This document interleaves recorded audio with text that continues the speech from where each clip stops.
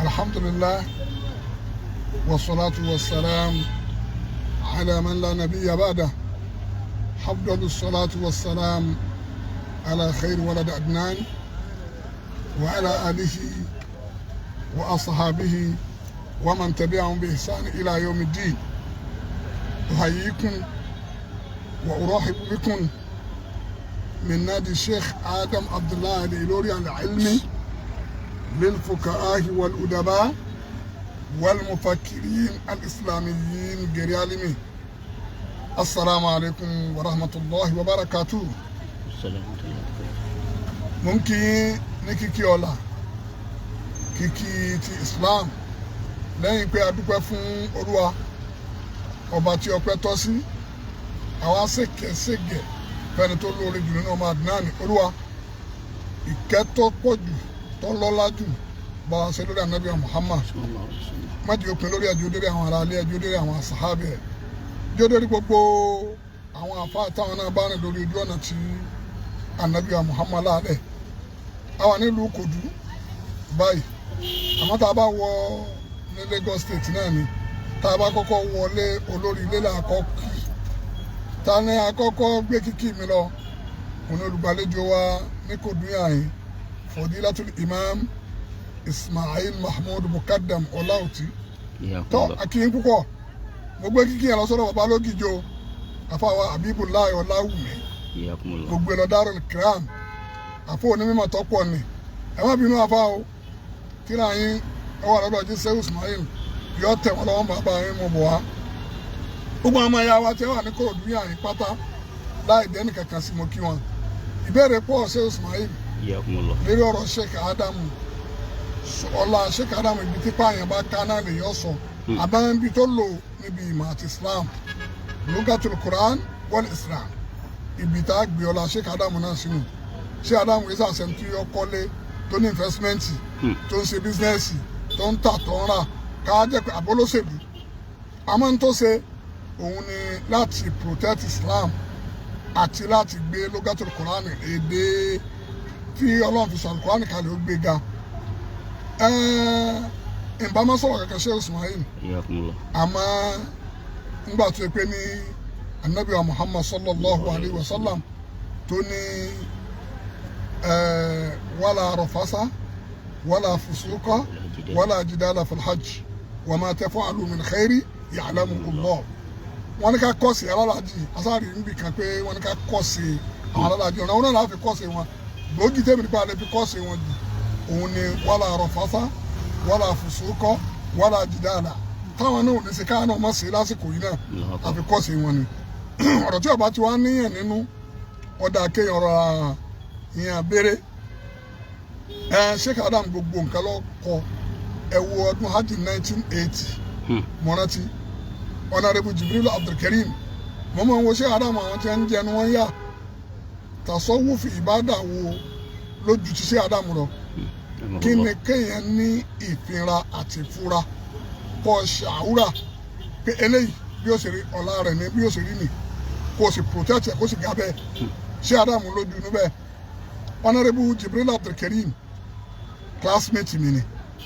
ní Markazi bàbá wa pè jáde pẹ̀lú àwọn kan nígbà táwọn ẹni tí wá pé àwọn pẹ́kẹ́ àbá ṣàdúrà fáwọn alálàájì bàbá ní àdúrà fún alálàájì báwo ọ̀dà ká sọ̀rọ̀ nípa hajj bàbá sọ̀rọ̀ nípa hajj bàbá ní àmọ́ tí wọ́n bá dé tí ànábì bá tráfù tó bá dé kí ànábì máa wí òun náà ní káwọn Honorable Jibril máa wí jọ́nà àtàwọn kan àfa Abdullahi Salati ní wá pẹ̀lú wọn pé ànábì tó bá darí ìrìn àjò dé ní àìbùnà taibun abiduna li rabbina hamidun àìbùnà taibuna abiduna li rabbina hamidun. àti àbá ń fi Honorable Jibril hàn ayé pé agége yìí ọ̀npàlà ń bọ̀ wá jẹ́ nǹkan bẹ́ẹ̀ ní wọn Markazi mo máa ń wo gbogbo mari Honorable Jibril nasara àbáwá sákìbà jíjẹ́n ọlọ́run rahim allah làánúri àbá gbìyànjú púpọ̀ Sheikh Ismail bí ìbéèrè tí mo fẹ́ béèrè tẹ́yìn náà tẹ́lẹ̀ dáhùn rẹ̀ ẹ máa dáhùn rẹ̀ báwọn náà ẹni tó kẹ́kọ̀ọ́ lugatu ingiliziya ní sẹ́fà àwọn náà àwọn colonial àti colonize wa ní British àwọn náà ni kọ́ wá fi lè gbé ìbò débi pé textbook rẹ wá wà nílùú ìbò ọlọ́run kọ́ àbí ọ̀pọ̀ pẹ̀lú ti Nàìjíríà ìwòrán lọ́lájú ẹ dákun mo fẹ́ kẹ́ dáhùn yẹn pẹ̀lú ti Nàìjíríà ìwòrán lọ́lájú èbó wọn kọ́ ọ ní èbó ní England ọwọ́ agbé èbó yìí débi pé textbook rẹ fi wà ní England ọlọ́lá àbọ̀ ọ̀lọ́lá. ọ̀làǹdà Nàìjíríà lọ́pọ̀ jù. pẹ̀lú ti Nàìjíríà ti kíwé rẹ wà lọ́hùn kí wọ́n pèwé rẹ yìí authentic lọ́hùn pẹ̀lú káwọn kan gbà wọlé Nàìjíríà èwo ló lọ́lá jù. adókè. ti ń bẹ̀rẹ̀ lọ́wọ́ yín nù. ẹni tó kọ́ èdè Faransa àwọn Benin Republic Togo kọ́ Faransé lóga Faransiya ni wọ́n kọ́ wá ṣèwé kíwèrè wá wà ní Paris kọ́ wà ń bẹ̀ kọ́ wá ti Togo àti bẹ̀rùn ti gbọ́dọ̀ lọ́lá jù. ti Paris lọ́hùn. ti Paris ní ìlú tí wọ́n ti bí ìmọ̀ Islam tí ẹ ti bí lóga Arabiya òun náà ní Maka bí Nàìjíríà àbí lágùnbọ́lá rẹ̀ torí pé Sheikh Adamu náà lọ sọ ó ní wúlidàlẹ̀ ilmu fi Makkata al-Mukarrama wa rudi'a fi al-Madinati al-Munawwara wa nasha'a wa tararra'a bayna al-Baghdad wal-Kufa ثم ارتعل العلم إلى القرطبة بالأندلس ثم بالفاس بالمغرب ثم ألقى عصا ترحاله إلى مصر ومات فيها ودفن فيها. الله أكبر. شيخ إسماعيل ṣé Ádámù ní àwọn rí kíní nínú àkọọ́lẹ̀ àwọn àfa àwọn kan ọlọ́run àwọn abidjan ti rí àmọ́ ọ̀rọ̀ tó múlá ká ìwádìí púpọ̀ lọ́dún tí Sheikh Al-Azhar àríwá Nàìjíríà Sheikh Ádámù ní ọ̀rọ̀ tó ká níwájú Sheikh Ádámù nù kí Sheikh Ádámù ká níwájú Sheikh Al-Azhar Jihadul Haq Ali Jihadul Haq that was 1983 February. bàbá ní ulidal ilmu fi Makkata al-Mukarrama wọ́n bí ìmọ̀ Ìsìlámù yìí Maka náà ni wọ́n ti bí Ànábì Muhammad náà ló bẹ̀rẹ̀ Islam wa rudi'a fil Madinati al-Munawwara wọ́n á fún màlọ́yàn ní Madina wa nasha'a wa tararra'a bayna al-Baghdad wal ìmọ̀ wa bẹ̀rẹ̀ sí rákò ń dàgbà dẹ́dẹ̀ díẹ̀ ní Baghdad ní Kufa àti Basra thumma irta'ala al-ilmu ila al-Qurtuba bil Andalus ìmọ̀ wa dìde fúnra rẹ̀ Abu Ismail ó tíráfù lọ sí Qurtuba ní Andalus Kutoba àwọn ilé ìbò ní Qurtuba ní Andalus ó tíráfù fúnra rẹ̀ lẹ́yìn ìgbà màmá tún wá súnmọ́ bilfasi bilmaghrib súnmọ́ alukọ aṣọ tẹ̀rẹ̀ halihi ilà Misra wà má ta fìyà wà dúfinà fìyà kí mo bá lò bí ọ̀rọ̀ náà ìlú tí wọ́n ti bí mà Islam lóga Arabiya wọ́n gba tíra Sheikh Adamu níbẹ̀ nílùú Maka ibẹ̀ ń tẹ́ bá dé Jami'a Ummul Qura bi Makkata al-Mukarrama ní lábúrú wọn ẹ bọ̀wọ̀ Sheikh Adamu mbẹ tíra tọwọ́ lábúrú yẹn kí náà kí ẹ máa ṣe mẹ wọn ń lò mẹ fún àbí wọn lò mẹ ẹni tí ó bá ṣe rìsáàsì tí ó ṣe báṣù kọ́ máa lò ó ṣe fi ṣe báṣù yẹn jọ ń fi sí maktaba bẹ ọlọ́lá púpọ̀ fa. Jami'a Islamiyya bil Madinati al-Munawwara tí a ti fún wọn lọ́yà ẹ bá débẹ̀ ẹ bọ̀wọ̀ bàbá mbẹ ẹ bọ̀wọ̀ bàbá mbẹ biduni jidal lágùbára rẹ ọlọ́lá tọ ìmọ̀túnwá ó tún lọ Baghdad ní Kufa àwọn àfáà Baghdad àti Kufa ó ní tí wọ́n jọ sọ pẹ̀lú Sheikh Adamu àjọṣe wọn wà ó débẹ̀ wọn náà ó di mélòó súnmọ́ bil Qurtuba bil Andalus gbogbo àwọn Qurtubi àwọn tafsiri Qurtubi àwọn àfáà ńláńlá tí wọ́n wà ń bẹ̀ tẹ́ bá lọ wọnú tíra yìí ó wà nù bá jìnnì Lubabul Adab bàbá sọ̀rọ̀ Adabul Andalus ẹ̀ fún àpọ̀ máa ń parẹ́ ọ̀rọ̀ rẹ̀ náà tún débẹ̀ súnmọ́ bil Fasi bil Maghrib kátó wá gbé Magribi ní Morocco mbẹ ńgbà tó ṣe tíra tán tó ní kí ẹ máa ń tẹ tí wọn ní ààbọ̀ tẹ ní títẹ̀ tí ọ̀dà tá a sì bọ̀ gbé sí gbogbo ayé àmọ́ lọ yọ ọ̀rọ̀ tasawufu yìí kó mẹ́ ọ̀rọ̀ Kọ̀dìríyà ọ̀rọ̀ Tìjàníyà harakatu Sufiya Sunusiya lọ yọ gbogbo ẹ̀ kó mẹ́ kálí bọ̀ tẹ́ a jẹ́ pé nsì àdálànù ń wá ojú ayé nù àwọn onísúfì yìí sáàmù Musa amatọ́ yìí bá fi nasiril Islam àwọn náà ní contribution àti àṣẹ tí Islam fi wákà yín sì wá yọ wọn kó mẹ́ tá a bá tiẹ̀ rí nǹkan báyìí pa àfẹ́ gbogbo nǹkan láyé kò sẹ́ni tá a mú lọ́dọ̀ tá a ní dá padà fún pa àgbélé yìí àfànàbí Muhammad sallallahu alaihi wasallam yín sì wá yọ bàbá ni mo wá lọ fáàsì ní kọ́bùrù Sheikh Ahmad Tijani ìní yọ̀rọ̀ rẹ kú mẹ́ káàtì àwọn pé Magribi Durusu Hasaniya bàbá ń lọ bẹ̀ èyí wọn àní tó ní máa sọ àmọ́ kan rọra gé e nígbà tára Magribi kan ròyìn bàbá ó ní al-Ustaz Adam Abdullahi al-Ilori al-Ustaz آدم عبد الله الإلوري علم من أعلام الدعوة إلى الإسلام ولغة القرآن في نيجيريا بلاد العزيزة ساعة تاريخ الضخم والوشائج العريقة العامة التي تربط بالإسلام والأوروبا جمعتنا الزمالة في عدد من المؤتمرات الإسلامية فربطت بيننا آصرة أخوة في الله لم يتسع إلى المجال بقدر كافي من التواصل والتأمل حتى كانت زيارته الأخيرة للمغرب العربي في طلائع شعبان وأنا في رباط الفتح أدرس الإسلام والتيارات المعاصرة لطلاب الدراسات الإسلامية العليا في دار الحديث الأسدية من جامعة القرويين. bàbá lo bẹ̀rù náà wọ́n máa ń bẹ̀rù náà tíra rẹ̀ dé bẹ̀rù náà. Allahu Akbar. Abdulliya ìlú Lárúbáwá tó ká tó wá pé ibi tí àbá ní súnmọ́ alẹ́kọ̀ọ́ aṣọ tẹ̀rẹ̀ hali ìrìn àjò mà ọ wá parí ẹ̀ sí Egypt tá a bá jiyàn tá a bá jà ká fẹ́ gànkún ká yọ gànkún mẹ́ Jamiatul Azhar Qiblatul Ilmi ní lónìí látànà torí 1980 ló ti ṣe 1000 years tó o bá lò kéwú lásì àrí nígbà tá a bá fi tú ọwọ́ àfa rẹ̀ mẹ́rin mẹ́fà á kàn wá sí àrí mẹ́ wọ́n wá gbà gbọ́ níbẹ̀ ibẹ̀ ni wọ́n ti wá fún ní Wisamul Ulumi wal Funun náà mẹ́ta ni wọ́n fún tí ń jà kọ̀kọ̀ Nàìjíríà tí wọ́n fún ìsàn á máa pe Kọ́dísára Síkírù ìròyìn sí Ádámù ti dé gbogbo Síkírù fínibí láti gbogbo òdú ló ti dé àmọ́ ibi tá a fẹ́ lójú lẹ̀ Lárúbáwá tí ń sọ èdè wọn náà fàmálàhùn ṣé Ádámù ṣe kankan ṣé lápẹrẹpẹrẹ ló ṣe bí ẹ̀fà ìṣàmùsì dẹ́wọ̀ wà mútakàmílù ohun tó ti yọ tán ṣe Ismailu ó ṣe fọwọ́ bò kò ṣe fọwọ́ bò bàbá aláfi sabilil majidi aláfi sabilil majidi ma ana fa'ilun afafun wa iqdamun wa azmun wa na'ilun عندي وقد مارست كل خفية يصدق واش أو يخيب سائر ṣé Ádámù nù ẹnìkan ló lórí wọn àmọ́ ṣé Ádámù mo lò fún bàbá ní aláfi sabilil majidi ń ṣe Ismailu gbogbo ẹ̀ máa kéwù mi ẹ̀ tẹ́tí ẹ gbọ́ fi sabilil majidi gbogbo ohun tí mo ṣe majidul Islam àti ìmọ̀ ni o ma ana fa'ilun afafun wa ikidamu wa azmun wa na'ilun afafun ọrẹ títà mi ìtọrẹ àánú mi ìṣe dáadáa mi ìdààmú rẹ mi strong intention mi fi sabilil majidi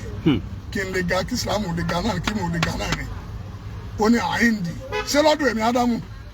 waqad marastu kulla khafiyati marastu kulla khafiyati mo ti fara kí gbogbo kọ̀kọ̀ àwọn tí ìbànújẹ́ àwọn tí yìnyín lójú ẹni tí bú ni gbogbo ẹ̀ mo ti fara kí yòsọ́ dínkù wá ṣe èmi tí mo ti wá máa gbé yíhun ẹni tí máa gbé ọ̀rọ̀ káàkiri máa wá gbà gbọ́ ayò káyábù sàáyìlú abẹ́ni tí ń béèrè mà ìwọ̀n á ní fún ní mà Kọ́dísára Síkírì filibiladi famala ìròyìn mi dé gbogbo òlu ó dé gbogbo òlu Lárúbáwá famaláhùn kò sí fáwọn ọ̀tá mi tí ẹni ń sìn kankan bí ìhìfá ìṣàmùsì láti pa òun tí ìmọ́lẹ̀ rẹ̀ ti pé ìsàwọ́sọ̀fà tó àyíyá bilbukuli madiru wàhálàyàrá kísà bilfa amati bakilu nígbà táwọn aróyìn kísà ọ̀yàyà táwọn fi ẹni tó dára hàn àwọn afi ń wí ọ̀yàyà tí ò lè sọ̀rọ̀ àwa ní ẹni tó yẹ pé ní ọlọ́rẹ̀ tí ń tọrẹ àwọn ń pè é láhùn àfi ń wé mádìrú yìí ni omi ìwúyọ́ tó fi sanwó kù kò lè bùyẹn bí tọ́lá àwọn lé kí àṣùbà àti ẹsẹ̀ ń yọ ọ́ bọ̀ kọ́ máa sọ fóònù pé ìmọ̀lẹ̀ rẹ̀ yìí mà kú rẹ̀ tọrọ bá ti ń dàbẹ̀ fàyà mọ́tò zor ó di pé tọ̀ innal hayata zẹ̀mí má tu ìsẹ̀mí di yẹpẹrẹ nù wọ̀yà nafsu jiddi ìwé ẹ̀mí máa sọ̀rọ̀ kàǹkàǹkà máa sọ dodo inna daraki hasilu má jẹ́ gbà yọ yẹpẹrẹ aṣáàhìdú nàbí nùbúgì iṣẹ́ Ismail kọ́mọ jẹ́ pé à ń sọ lẹ́nu lásán àwọn àwòlọ́wọ́ jẹ́rìí nípa fọ́dúlù nùbúgù Sheikh Adam wà fọ́dúlìhì mo fẹ́ mú àfáà kan ṣe mo fẹ́ mú Lárúbáwá kan wá tí mo mú gbogbo ọ̀rọ̀ tó ń bá nídìí ọ wá sí Nàìjíríà ọ wá ṣe kí sọ́tù sáfárì fi Nàìjíríà ó tó tíra mẹ́rin tó ṣe bẹ̀ tíra náà Jamiu Amúlùkúrọ̀ mo ti rí èyí tó kálẹ̀ tí gbogbo èèyàn rí ń bẹ̀ ń kọ́ òun ló ròyìn sí Ádámù tí ì máa ká ní gbogbo gbàùn ó ní làkọ́dí ijtamaat fi shakhsiyatil alori min al khasa'is ما يعز به اجتماعه في أعظم الرجال قل له نبوغ فطري ذكاء نادر وعقل راجح وخلق كريم وترفع على علوري عن باطل حياة الدنيا فوهب نفسه بما فيها من هذه المزايا للعلم والأدب ففاز منهما بعصم النصيب. لقد كانت الثقافات الإسلامية لعصره قد استبعرت وتشبعت فنون التدوين وتأليفا ووضع وترجمة واقتباسا. الله. كما كانت قراء العلماء قد جادت برواية العلوم نثما ونثرا فاطلع العلوري إلى كل ذلك اطلاعا تدبر واستوعبه وأحاط به فكان كامل العدة تم الآلة لا ينقصه شيء من ثقافات عصره وانصرف عن صخروف الحياة الدنيا إلى العلم والأدب والتفكير فنظم ونثر وألف ودرس كان مستقل رأي يجهر ما يعتقد ورائده الصدق وغايته الحقيقة ووصلته إلى ذلك أدبه المتميز في الإبداع وبروز الشخصية رحم الله العلولي الأربعة لورو يمبه طلع كل به بقولنا ما في رؤيانا مولوفو كذباكي نندوني ọgbẹ́ni tó bá ti jọ ọmọ ádámà tó ti pitúbí rẹ̀ náà á lò ntọ́sọ̀nù Sherif Abdulmajid Singiti ni ẹ̀mọ̀ àwọn Mauritania pé ìmọ̀ yìí Islam lọ́pọ̀ mbẹ́ lóga àràbíyà lọ́pọ̀ mbẹ́ kí ló ń wí nígbà tí wọ́n gbé Islam fi Nàìjíríà àtàkọ́kọ́ fún un ó ní wallahu ya'lamu haythu yaj'alu risalatahu falaqad waqaftu ala kitabi Islam fi Nigeria lil allama Alhaji Adam ويلأ من تأليف مفيد ومؤلف فريد وأتمنى أن يكون علماء نيجيريا كآدم ليظهروا ما كمن في بواطن الأحرار وإلا أين سطوة العلم وبصالته والنفس فيها ما فيها والأمر لله وحده. شريف عبد المجيد سأكويت الأربعة عمر بهاودين موكاليكا وانتو سادوا فما بوني شكر الله للأخ Adam Abdullahi Al-Ilori ala judihi òun wọn sọ mbẹ sẹwọn pé ńgbà tó sọ mbẹ ó ní sa'idtu haqqa lárúbáwánu Umar Bahawudin ó ní sa'idtu haqqa kama sa'ida kibaru ulama'i alladhina ittasala bihim al-Alori fi maghrib al-arabi min ulama'i wa zuwama'i wa wuzara'i wa sufara'i bima yatahalla bi hadha al-akh ad-da'iya al-muslim من علم وتواضع وعزيمة فكانت سعادة أكبر لوجوده في نيجيريا بلاد التي تضم عددا كبير من المسلمين في قارة أفريقيا السوداء.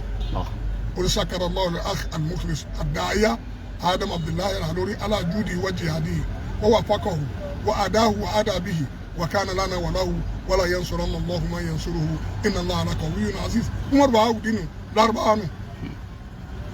kátó wá pé nílẹ̀ Haúsá àkọọ́lẹ̀ ònàjà sọ àwọn tíra Sheikh Adamu wọ́n ti fi ṣe masters wọ́n ti fi ṣe PhD nínú wọn ká mú ambassador Galandashi Islam fi Nàìjíríà wà nítorí ọ̀pọ̀lọpọ̀ ti lò ó làmátùbẹ̀ lórí wọ́n ti fi ṣe lọ rẹpẹtẹ tí a ń bá ń kà á máa ti kà ń tó lé ní thousands tọ́jà pé tíra Sheikh Adamu iye tí wàá tó fẹ́ni tó kọ́ Lárúbáwá nílùú Lárúbáwá tí a ti máa yí tíra yẹn kò sí yẹn kankan bí yìí kò sí Abdulliya kankan bí yìí nígbà tó jẹ́ pé ilẹ̀ Lárúbáwá o ti débẹ̀ tí a ti ń lò bẹ́ẹ̀ o ti lọ́la èyí tá a ní lónìí ṣé Adamu ẹ̀fẹ́ kéèyàn yìí o àmọ́ alhaku yìí kọ́ gbogbo ń tà sọ yìí kò kì í ṣe rọ kìí sì ṣe àgbélẹ̀hún ọ̀rọ̀ ṣé bí àfa rẹ̀ bóòlù ọkọ̀ rẹ̀ ti ń jẹ́ Sheikh Adamu Namaji Alkanawi bí alasakiri sàádà tó fún bẹ́ẹ̀ má ká ó ní wallahu yasma'u wa antum tasma'un. إن لما وقفت على هذا الشرح العجيب والفتح القريب الصادر من زميل الأديب الذكي الهريب صرحت لا يستغني عنه العالم اللبيب فأهرى المتعلم العبيب لأنه قد قاتل رجالا وهزم جيوشه وكأني بالحاسد المعاند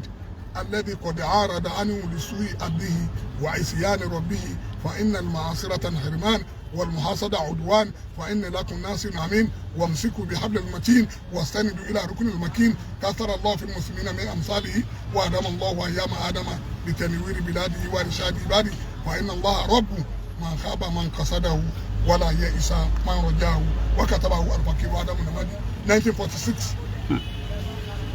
ìkún bàbá ní tausiya ní jami àti ràásìárì pé wọ̀nyí onímọ̀ ni ìmọ̀ àlòtírà rẹ̀ láwọn maktabati tó wà lérí igbá káàkiri ní Cairo ó tó bẹ́ẹ̀ bá dé Mẹ́kà àyíká ń pè ní mahabida bẹ́ẹ̀ bá ń lọ ẹwọ́kọ̀ mahabida maktaba yẹn tóbi báyìí ẹ bá tíra bàbá ń bẹ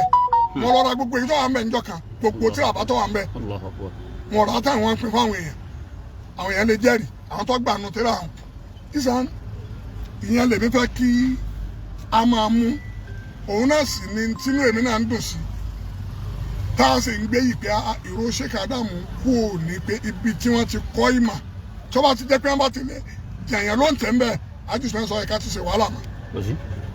àwa wo gbogbo lẹ̀ nbola wà á kà wà ìdí àzúkìrà baldatu Agége rọ́jà azinu ìlànà ìlórí tá a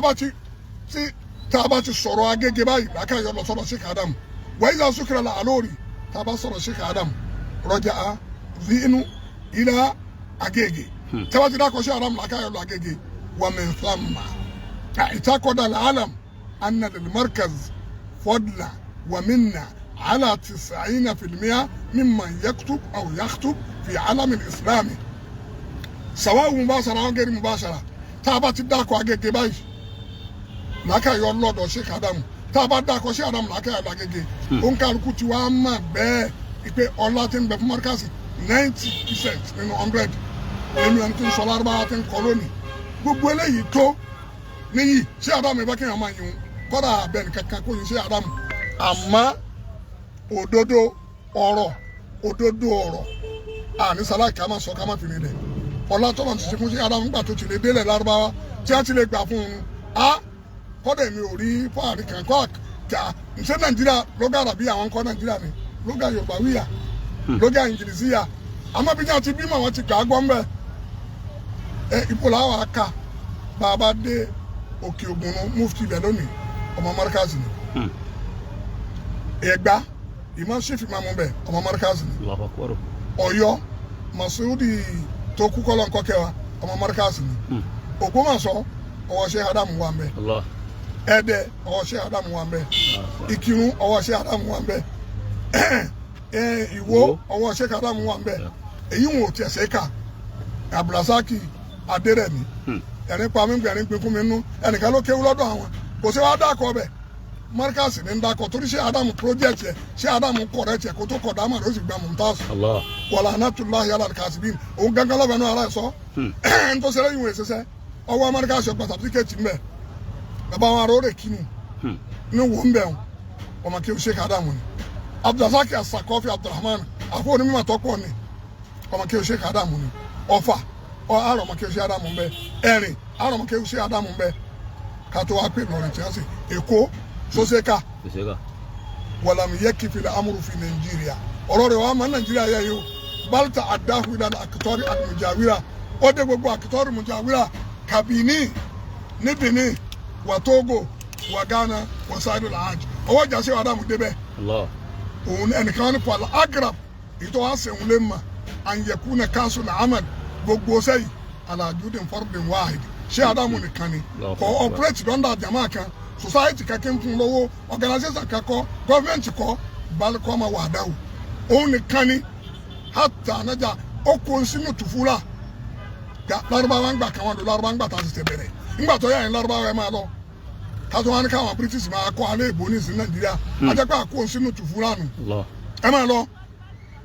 wọn kọ́ àwọn ọmọ wọn jáde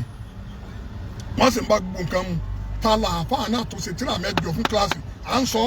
tó sì ṣe gbé hàn sáyé kèsì kákan sàwádà sọfà hàt kọ nǹkan tó lè gbédè Lárúbáwá tí Lárúbáwá mà nípa ọ̀rọ̀ bàbá ń pa Lárúbáwá máa sọ yẹn lọ Olúwa ọba lè wí lè ṣe ọba tí ń ṣèkẹ́ ẹ̀dá rẹ̀ bó ti fẹ́ ọba tí kì í wojú ẹnì kọ̀ọ̀kan kó tó ṣèkẹ́ ẹ̀dá ẹ̀ bó ti ọba wojú ẹ̀dá yọ fàwé ẹ̀dá yẹn ni àfa ni mo dúpẹ́ fọ́ba ọba ìláyé ọba tí kì í wojú ẹnì kọ̀ọ̀kan kó tó ṣe kẹ́ẹ̀dá rẹ̀ bó ti fẹ́ ìbá wojú ẹ̀dá ìbá fàwé ẹ̀yà ìbá wojú ẹ̀dá ìbá fàwé. ọlọ́run wojú ọlọ́mọ wojú wọn o ọlọ́run ní wojú wọn adánitán ti dánitán bí kì í sì pin ẹ̀dá tí ó dùn mọ́ kọ́lọ̀ bọ́lọ́hún ẹyọ kan tèmi ò ní yáfi kẹ́ ẹ fẹ́ máa dí ọlá Sheikh Adamu kù dá ń sọ ní òdodo ní sísọ ìwọ̀n àparí ẹ̀ pé bẹ́yìn ló kúrọ́ báwa ló kúrọ́ kọ́lọ́ nǹkan láàánú ló kúrọ́ wọ́n tọ́ bá sì ní sí Adamu tíra pẹlẹbẹ ó délẹ̀ lárúbá wọn gbà àmọ́ tó ọba láyà máa jẹ́ abẹ́ ìbú jẹ́ àjọ pàdé èmi ò bí ọ ní tó ní mà ní sẹ́ Sheikh Adamu sẹ́wọ́n Arabic language ni kìí ṣe jà tó ní mà mo àkádà yìí ni o nínú sẹ́ Sheikh Adamu má jẹ́ abẹ́ ìbú wọ́n sì jáde èmi náà sọ ni èmi sì challenge pé ń bí ọ ní tó ní mà رحم الله العلولي يا رب وأطل الله عمر المدير يا رب يا معمر من يشاء وينقص من عمر من يشاء أطل بقاء عبدك مديرنا محمد حبيب الله بن عبدك مع العافية والسلامة وأطل حياتنا معه على الإيمان والإحسان لتنوير بلادك يا رب وإرشاد عبادك يا رب إنك على كل شيء قدير سبحان من لا عيب فيه ولا خطأ وفوق كل سلم عليم يا المركز والمدير ويا المركزيون المخلصون للمركز وفروعه البرر على أوفياء مركز يوم سميرون إن شاء الله يا رب ويحيى المدير مديرنا رجل عظيم ونوما سميرون أي أفاو أكو أداني تاتي دان كيسيتي ibi agbára yín dé ẹgbẹ́ lásán lè mọ̀mọ́ bàbá nìkan gidi tọ́lẹ̀ yàn ayé rí ويا المدير ويا المركزيون gbogbo مركزيون المخلصون tọ́lá fọ̀ mọ́ ni o èmi ọ̀sàdọ́ àfihàn gbogbo markaz èyí tọ́lá fọ̀ mọ́ sínú ọgbà wọn wọ̀fọ̀rọ̀ ọ̀hún gbogbo fárùn branches markaz albarara alafiya tóun náà da tó sì pàdé wọn àwọn tí mi dájú àdúrà mi kọnu olúwa masa bàwa Sheikh Adamu Abdullahi Al-Aluri juudu wọn síma látara tiwọn náà gbogbo àwọn tí wọn á gbé lóga àràbíyà ga ṣíṣe Adamu gbé ọlá àwọn ga ó gbé ọkọ̀ ọlẹ̀ ó fi hàn gbogbo ayé ìpè ń ta nínì abẹ́gẹ́tì ó fi hàn láti ṣe Usman Fodio gbogbo àwọn afá Haúsá ó lò wọn ó kó lọ́dọ̀ àwọn afá Haúsá ó bọ́ sílùú Ìlọrin ó sọ̀rọ̀ àwọn afá Bígọ́ rẹ̀ ó sọ̀rọ̀ afá Bùgbé ó sọ̀rọ̀ Tákùtì ó sọ̀rọ̀ Kùngbùrí Kàràtú ó sọ̀rọ̀ afá àwọn àgbà Sheikh Tajul Adabi òdì ńláńlá Sheikh Tajul Adabi ọlọ́mọ́sá kẹ́ wọn tẹ́rìbíyà wo la tó ń wá kí táàrí lọ́dọ̀ àwọn afá Tajul Adabi ó ní wá jìránù máa Sheikh Kamaluddin alladhi sha'ura bi thakaihi an-nadir الله أكبر وشعر بمستقبله الباهر فطلب من والديه واهتم بتعليمه وأثنى له بالواس والإرشاد وعمره أنساك 15 سنة حيث لم نسمع بنبوك أحد من العلماء